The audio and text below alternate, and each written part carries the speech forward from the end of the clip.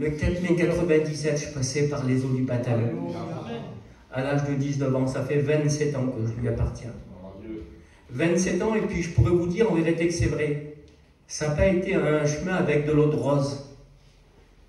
La maladie, la séparation, les abandons, tout ce que vous voulez, tout ce que le monde peut connaître, on l'a connu. Mais je l'ai connu avec Dieu. Vous savez, qu'est-ce que c'est de connaître ces choses-là avec Dieu? C'est d'avoir la paix dans son cœur.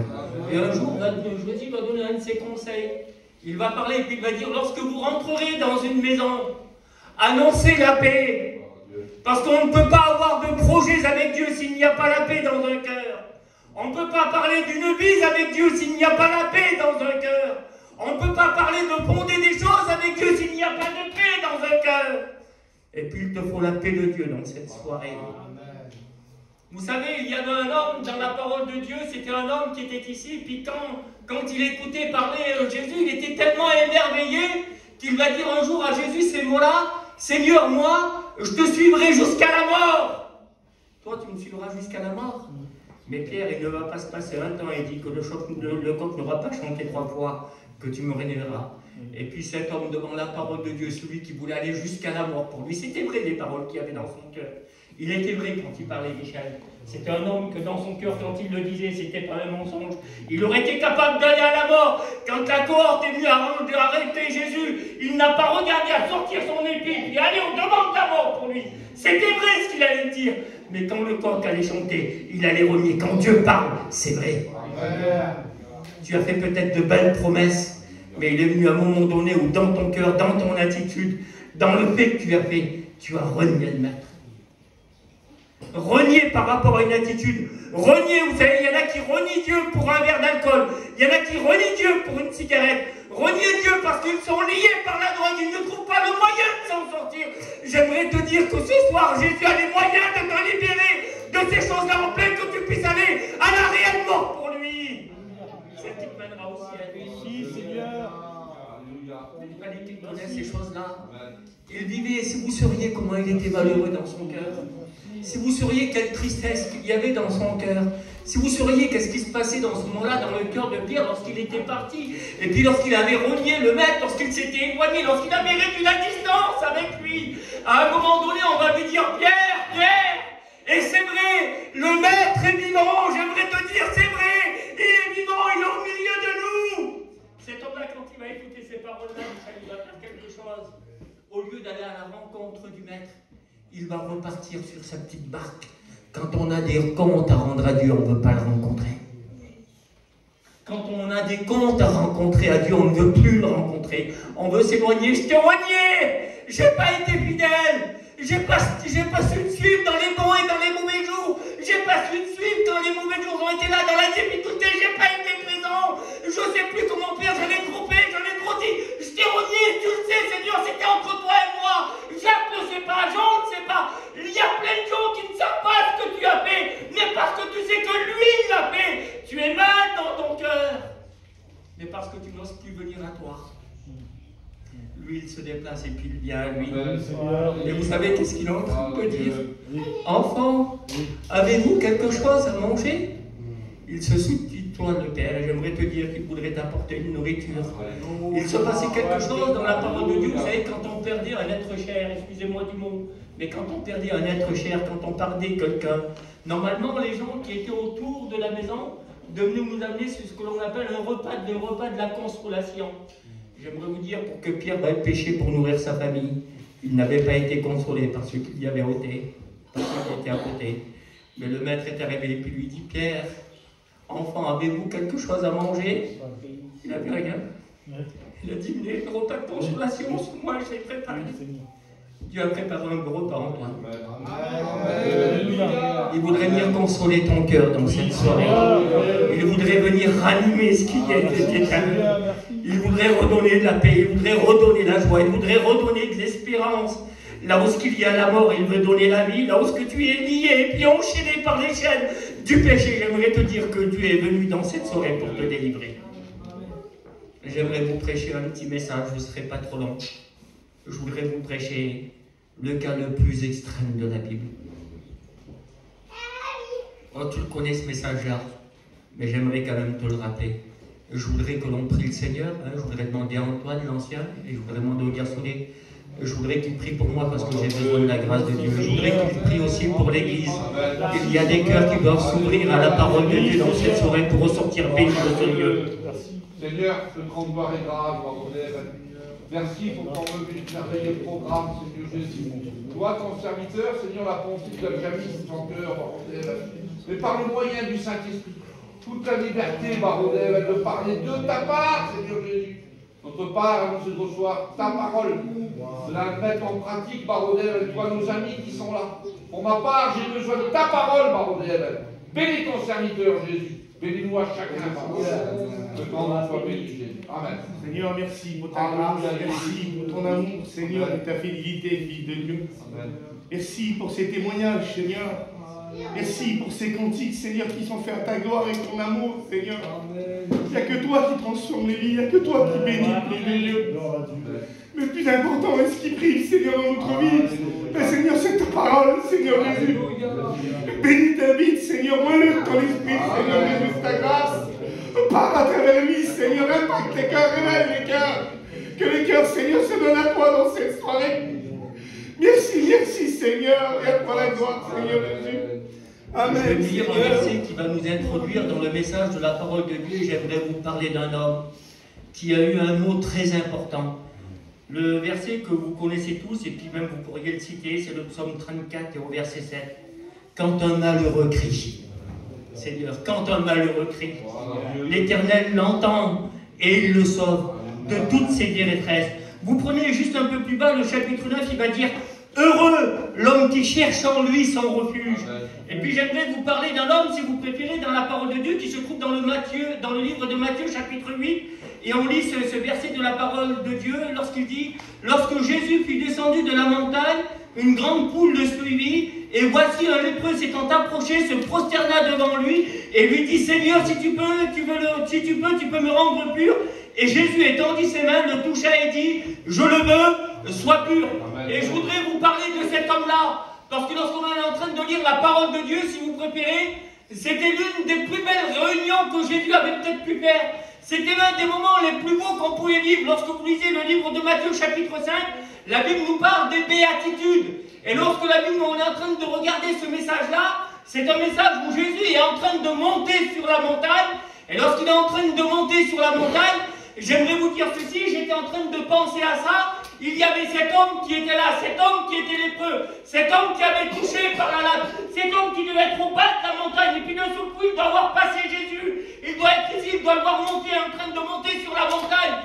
Et puis cet homme-là, la souffrance, il la connaît, la peur, il la connaît. Si vous préférez, les gens qui repoussent les autres, il les connaît, la méchanceté, il la connaît. Tout ce qu'il y a dans le monde, que le monde voit dans le cœur de l'homme, il connaît ces choses-là. Et quand il voit, il doit avoir passé des visages, parce qu'il y a des gens qui vont, il n'y a pas que des gens qui suivent Jésus qui sont bien, mais il y a des gens qui dans leur cœur sont peut-être, et puis il y a peut-être des gens qui cachaient des choses, mais lui quand il regardait les visages, parce qu'il connaissait ce que c'était que la souffrance, il disait lui il monte sur la montagne là, mais son visage là, il doit se passer quelque chose dans son foyer. Parce que moi, je sais qu'est-ce que c'est que la souffrance. Et quand je le regarde, le trait de son visage, je le reconnais. Vous avez vu dans le monde, en réalité, c'était comme ça. Un buveur, on le reconnaît par rapport à quoi? Au trait de son visage. On n'a même pas besoin de le voir, mais quand on le regarde, et quand on se dit, celui-là, là, il doit y aller. Les traits de son visage ne le trompent pas. Un drogué, excusez-moi du mot, un drogué pris par l'alcool, pris par les liens de la drogue. Ce garçon-là, quand on le voit, on dit, celui-là, là, Zinda, il est pris par les liens de l'alcool. Dans son foyer, ça doit être quelque chose de terrible. Quelqu'un, si vous préférez, qui est pris par des liens du monde. Un bagarreur, je vais vous mettre ceci, quand vous allez le voir, il va y remontrer, mais sur son visage, on va dire celui-là, là, c'est un homme, celui-là, là, il ne faut peut-être pas trop l'approcher. Le visage marque beaucoup de choses, et lui, la peine, la souffrance, tout ce qu'il y avait, il le connaissait parce qu'il le vivait, il se regardait, et quand il voyait monter ces personnes-là, quand il les voyait remonter, si vous préférez, vous savez qu'est-ce qui doit se passer? Une réunion de 3 jours. Les béatitudes, quand on les regarde, Matthieu chapitre 5, Matthieu chapitre 6, Matthieu chapitre 7, Matthieu chapitre 8, 3 jours, Jésus est sur la montagne, en train d'enseigner ce qu'il se passe. Et puis, il y a des gens qui écoutent ceci. Heureux! Ils ne devaient plus l'entendre quand ils avaient monté sur la montagne. Ils ne devaient plus écouter qu'ils ne pouvaient avoir encore être heureux. Heureux les affligés. Seigneur, quand ils devaient redescendre, parce que je ne sais pas s'ils ont resté les 3 jours en quad, je ne peux pas l'affirmer, mais je ne pense pas qu'il y en a qui ont resté 3 jours, il y en a qui ont dû redescendre. Et quand ils devaient redescendre, et puis cet homme-là était en bas de la montagne, ils devaient voir le visage changer, et ils devaient écouter dire, mais qu'est-ce qui s'est passé? Il veut dire, tu te rends compte? Il m'a dit que je pouvais être heureux, il m'a dit que ma situation pouvait changer, il m'a dit que dans mon foyer, des choses pouvaient s'arranger. Mais lui, quand il voit ça, cet homme, il le croit parce que le visage, il n'est plus le même. Le visage, il a changé. Combien de visages tu as vu changer autour de toi? Où avant, il y avait la guerre, où avant, il y avait la séparation, où avant, il y avait la drogue et il y avait l'alcool. Mais aujourd'hui, tu vois des visages changer. Tu sais que c'est vrai. Tu sais que c'est vrai. Et son âme, d'un seul coup, il est ici. Une réunion de 3 jours. Merveilleux. Heureux ceux qui ont le corps pur. Heureux en vérité ceux qui sont persécutés. Heureux, heureux, heureux. Pendant 3 jours, Jésus enseigne comment il faut faire. Et il voit des visages transformés, redescendre de la montagne, sont là. Mais lui, c'est le cas le plus désespéré qu'il peut y avoir dans la Bible. Si vous préférez, dans la Bible, on parle du démon de Gadara. Mais le démon de Gadara, la Bible nous dit qu'il y avait des hommes qui voulaient l'aider à lui mettre des chaînes pour peu qu'il se fasse de mal. Ils ne voulaient pas lier ces gens-là. Ils voulaient éviter qu'il se fasse du mal. Ah ben lui, il n'y avait personne qui l'approchait. Lui, il n'y avait personne qui pouvait lui apporter d'aide. Lui, il n'y avait personne à lui qui pouvait avoir pitié de lui. Parce qu'un lépreux, pour eux, c'était quelqu'un qui avait péché. Et puis il reméritait sa sentence. Le cœur de l'homme, quand il voit un homme malheureux, il est tout le temps en train de dire, s'il m'aurait écouté, ça ne lui aurait pas arrivé. C'est le cœur de l'homme qui est comme ça. Il ne peut apporter aucune solution. Et puis pendant un moment, cet homme, lui, il est ici, et il voit Jésus descendre. Et lorsque Jésus descend, il dit, je peux faire qu'une seule chose, là, Michel. Il dit, il faut que je m'approche. Il dit, il y a tellement d'hommes qui m'ont repoussé. Il y a tellement de personnes qui m'ont mis de côté. Mais j'ai vu tellement de visages changer. Est-ce que lui, il va me repousser comme les autres? Il faut que j'en fasse l'expérience. Il faut que je regarde si même lui, il va me repousser. Et puis peut-être que tu as vu tellement de personnes te repousser. Et si tu faisais l'expérience simplement dans cette soirée de dire, je vais quand même faire un pas.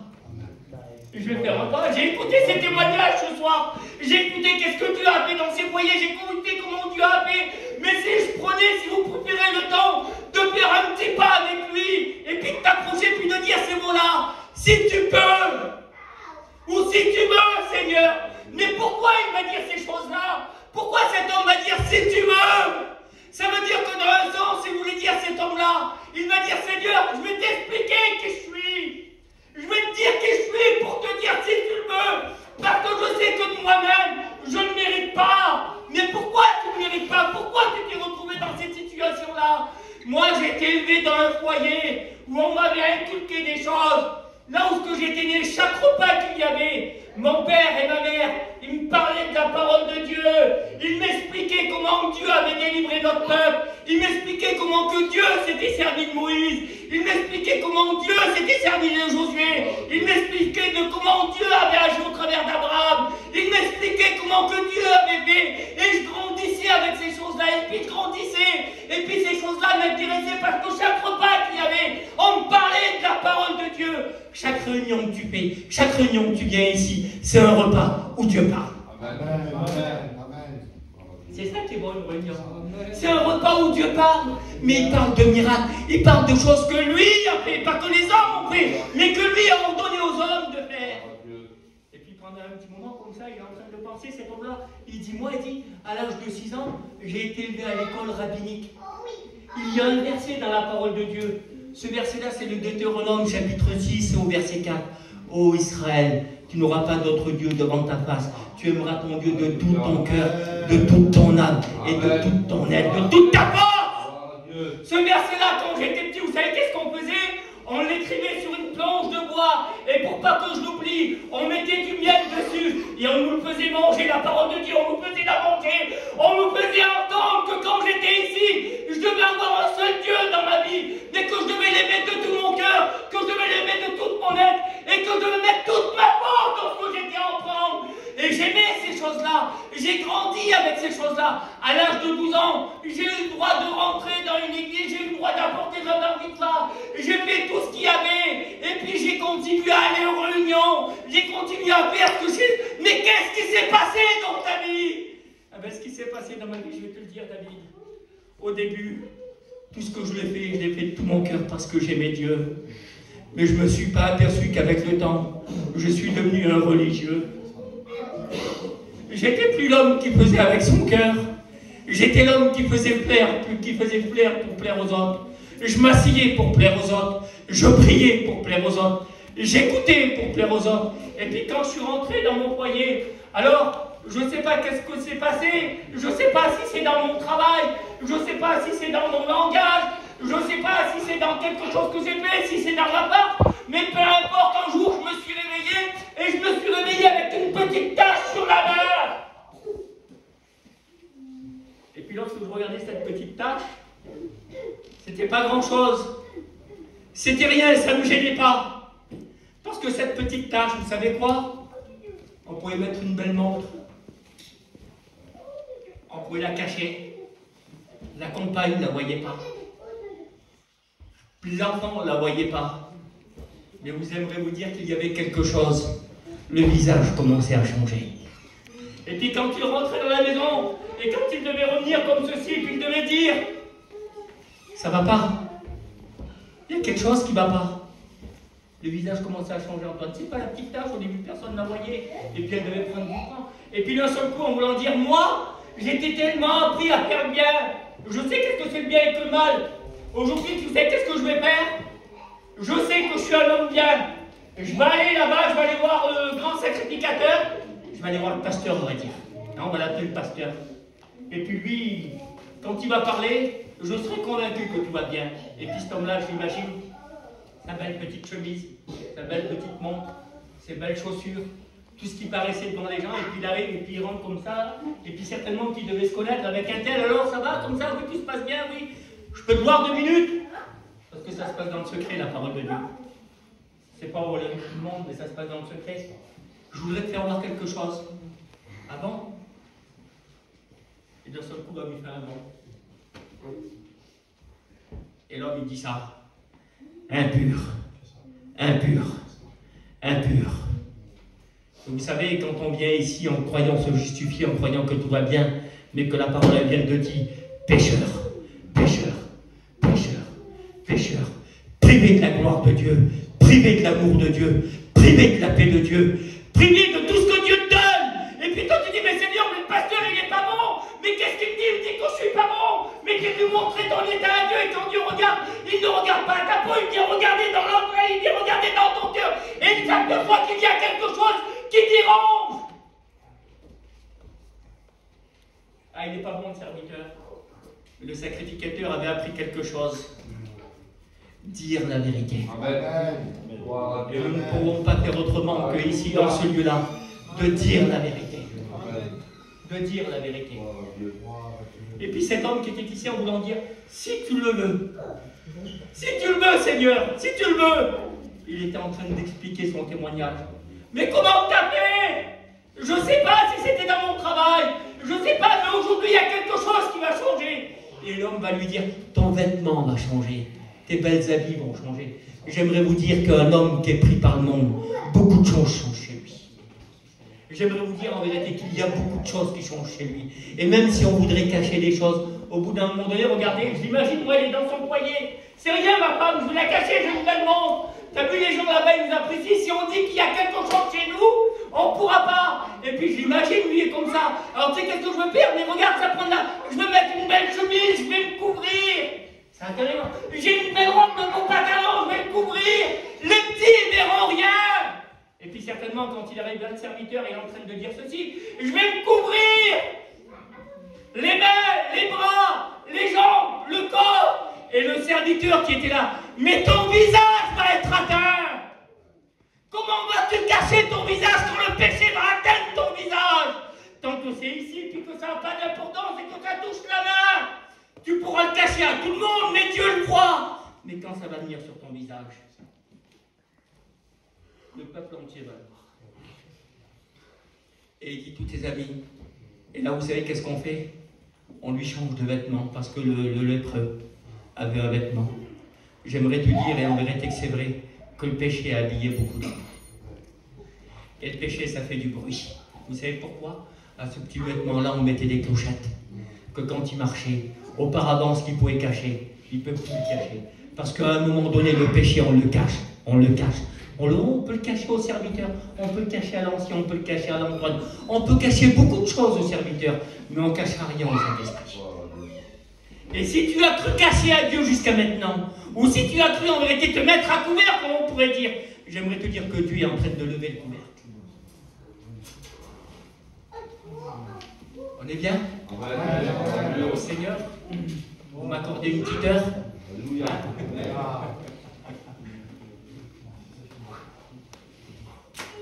Et puis à un moment donné, il dit, mais le péché, tant que tu pourras le voir, mais il dit le visage, tu ne pourras que le voir.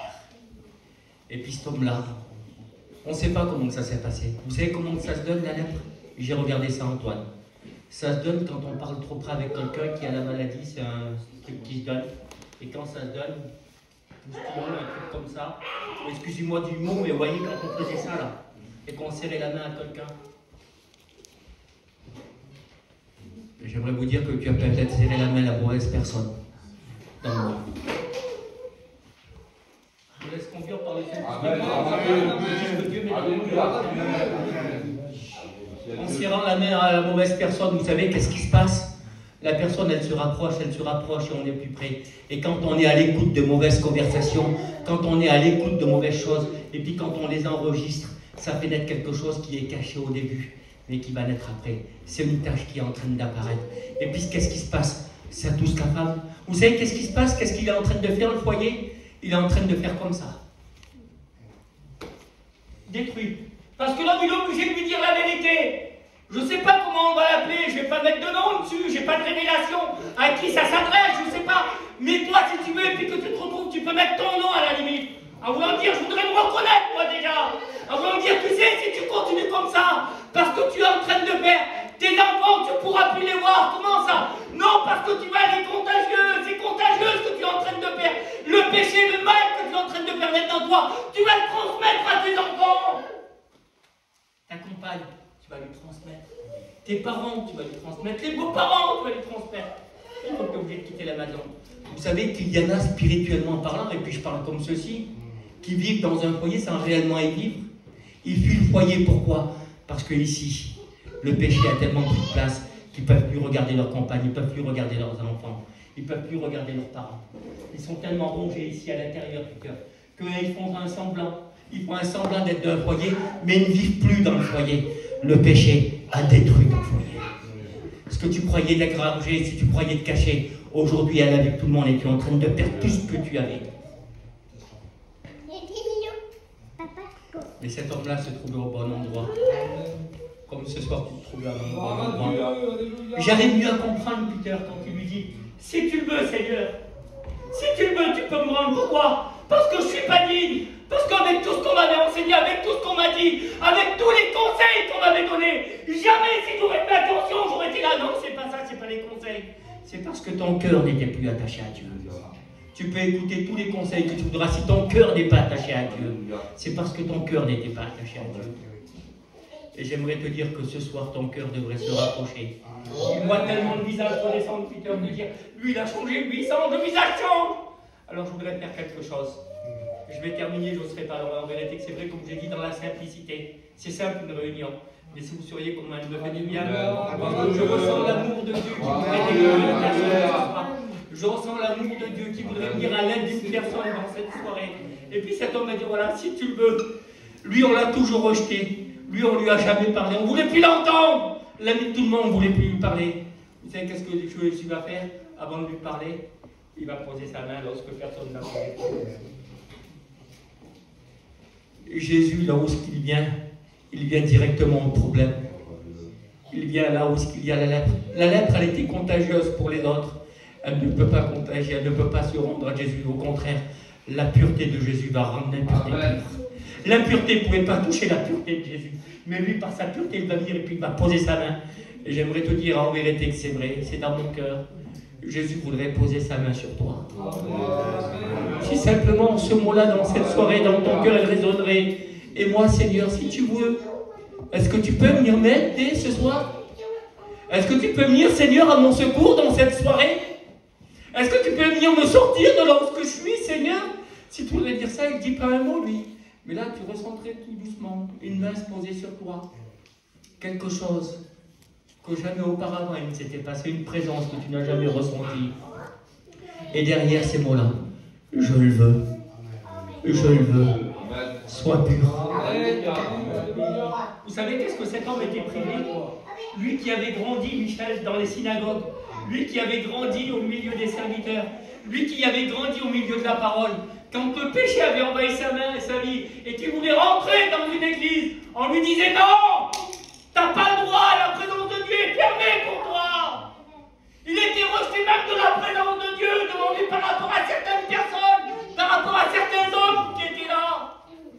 Et quand Jésus va le voir et dit, écoute, retourne pas dans ta maison. Non. Il dit, je vais où, Seigneur? Va vers le sacrificateur. Le Saint-Esprit, c'est le sacrificateur ce soir. Il est venu, il a fait un premier diagnostic. Coupable. Coupable. Pécheur. Privé de la gloire de Dieu. Mais quand la main de Dieu, elle se pose sur lui, alors il est renvoyé vers le sacrificateur. Et puis là, il devrait te renvoyer, va voir, écoute le Saint-Esprit. Puis quand il revient, le Saint-Esprit voit que la main de Dieu a été agie. Et puis il dit, délivré. Délivré. Délivré. Ôtez-lui sa robe ce soir, ôtez-lui sa robe. Rendez-lui son foyer, rendez-lui ses enfants. Il aura la paix, il aura la joie, il aura l'amour, mais il va avoir la vie. Voilà ce que Dieu veut faire, le beau programme de la réunion de ce soir. Le Saint-Esprit voudrait venir attester dans ton cœur, guéri, délivré. Simplement, si tu dis ces choses-là, Seigneur, si tu le veux, tu peux me rendre pur. On peut prier le Seigneur, on peut demander la grâce de Dieu, on peut demander